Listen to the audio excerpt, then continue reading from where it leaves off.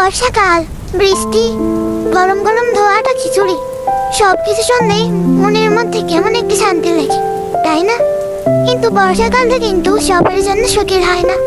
কেউ কেউ বর্ষাকালের নাম শুনলে মন থেকে আনন্দ অনুভূত করে, আবার কারোর জন্য বর্ষাকাল হয়ে আসে অনেক কষ্টের এবং তীব্র দুঃখের। শুধু মানুষই না, প্রকৃতির সঙ্গেও কিন্তু ঠিক এমনই ঘটনা ঘটে। কিছু গাছ আছে যারা বৃষ্টির পানি পেয়ে তর করে তাদের ফুলগুলো আমাদেরকে দান করে, আবার কিছু গাছ আছে যারা এই বর্ষাকালের অতিবৃষ্টিতে পানি এত পরিমাণে পায় যে তাদের শিকড় পচে তারা মারা যায়। সেজন্য অতিরিক্ত কিন্তু কোনো কিছুই ভালো না।